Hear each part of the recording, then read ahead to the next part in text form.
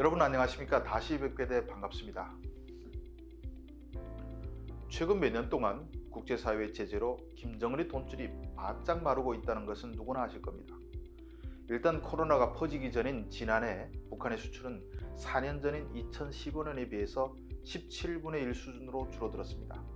지난해 수출액은 2억 6,100만 달러, 우리 돈으로 3천억 원 정도인데 이걸 또 12개월로 나누면 한 달 수출액이 2천만 달러 조금 넘는 것으로 나타났습니다. 명색이 나라인데 한국의 중소기업 수출 규모 정도밖에 안 되는 것입니다. 2015년에는 그래도 한 달 수출 규모가 45억 달러가 넘었습니다. 반면 수입은 2015년에 47억 달러에서 지난해 27억 달러로 44% 줄었습니다.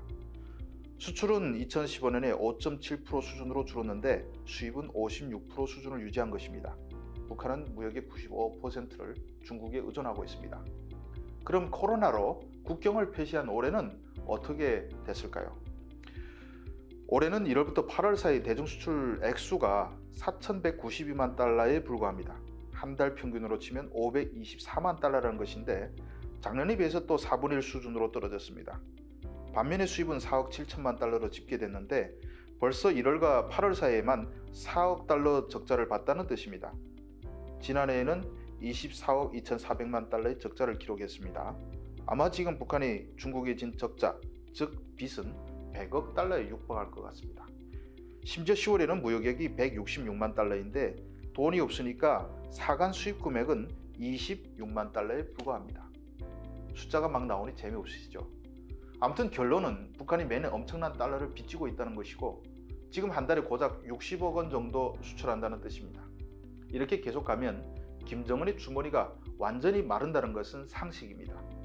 김정은의 주머니에 얼마나 들어있는지는 알 수는 없지만 북한의 과거 무역 규모를 고려해도 기껏 수십억 달러 정도 챙겨두고 있었을 것입니다.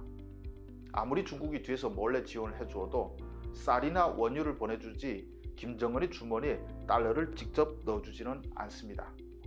이렇게 점점 쪼들려가니 김정은도 나름 대책을 세우지 않을 수가 없는데 뭘 팔아서 버는 것은 한계가 있다 보니 결국 북한 내에 돈 있는 사람들에게서 털어낼 수밖에 없습니다. 제가 유튜브를 통해서 여러 번 이런 사례를 말씀드렸는데 코로나 때 몰래 중국에서 밀수의 트럭으로 싣고 온 물건들을 방역 지침을 위반했다고 다 빼앗아서 평양 시민들에게 달러로 팔고 또 신의주세관 털어서 달러를 빼앗고 이런 꼼수를 계속 써왔습니다. 그런데 북한에 또 무슨 돈주들이 그렇게 많겠습니까? 그러니까 요즘 또 다른 꼼수를 씁니다. 그 사실을 제가 최초로 알려드리겠습니다. 주성아TV는 구독, 좋아요도 좋지만 끝까지 들어주시면 더 힘을 얻습니다. 요즘 북한 화폐 시장에서 북한 돈의 가치가 계속 상승하고 있습니다. 이상한 일이죠. 가령 지금까지 북한 내부에서 북한 돈과 중국 위안화의 교환 환율은 지금까지 100위안에 북한 돈 12만 원이었습니다. 그런데 요즘 이게 100위안에 7만 원이 됐습니다. 북한 돈의 가치가 무려 1.7배나 갑자기 올랐다는 것인데 정말 이상한 일이 아니겠습니까? 한국처럼 글로벌화된 금융 시스템에 포함되어 있으면 해외 자금이 들어와서 화폐 가치 상승이 일어나지만 북한은 그런 곳이 아닙니다. 오히려 경제가 파탄나고 수출과 무역이 꽉 막혔으면 북한 돈의 가치는 휴지 조각이 돼야 하는 게 맞습니다. 그런데 반대의 현상이 나타나니 북한 경제가 다시 살아나나 그렇게 생각되실 수도 있지만 그게 아닙니다. 바로 북한 정부에서 10월 중순부터 외화봉사 단위들의 국가에 입금할 화폐를 무조건 내화로 입금시키라고 지시했기 때문입니다. 북한 사람들이 이제는 북한 돈을 사용하지 않고 달러와 위안화를 사용하고 있다는 것은 이미 다 알려져 있습니다. 김정은은 코로나를 핑계로 수입 물품을 국가에서 독점적으로 관리하기 시작했습니다.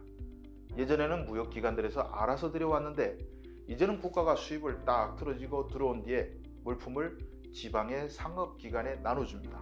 그리고 이 물품을 판 값을 무조건 국가가 정한 환율에 따라서 북한 돈으로 물도록 요구했습니다.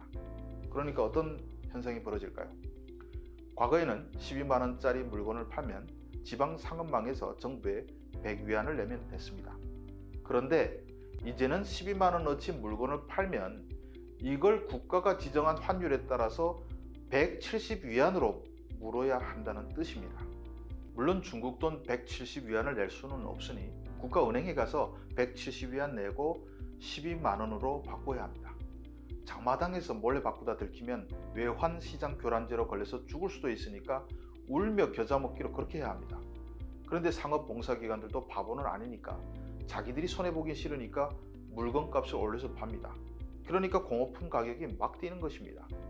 결국 최종적으로 털리는 것은 인민들의 주머니입니다. 그런데 인민들이 바보입니까? 그걸 벌써 다 간파하고 있는 것입니다. 그래서 북한 인민들은 상품을 사지 않는 것으로 대응하고 있습니다. 식품은 먹고 살아야 하니 어쩔 수 없이 좀 사지만 그 외 공업품은 일체 사지 않습니다. 북한 시장이 스톱되는 것입니다. 코로나 초기에는 사재기가 일시 생겨났고 그때는 방역기간에 물건값을 올려 팔면 엄벌에 처한다고 막 협박을 했는데 이제는 자기들이 독점해 물건을 팔고 물품 가격이 올라갈 수밖에 없는 구도를 만들어 놓은 뒤에는 물건 비싸게 판다고 이런 방구도 없습니다. 김정은의 꼼수가 얼마나 더 통할까요? 이것도 크게 효과는 없을 것입니다. 그리고 이게 먹히지 않으면 결국 또 최후의 수단, 불시의 화폐 개혁을 단행해서 주민들의 수중에 있는 돈을 무효화시키려고 할 것입니다. 북한 인민들도 이런 것을 다 알고 있고 화폐 개혁을 해도 달러와 위안화만이 가장 안전하다는 것을 잘 알기 때문에 결국 어떤 화폐 개혁을 해도 실패할 수밖에 없을 것입니다. 김정은에게 얼마나 더 치사해질지 묻지 않을 수가 없습니다. 시청해 주셔서 감사합니다.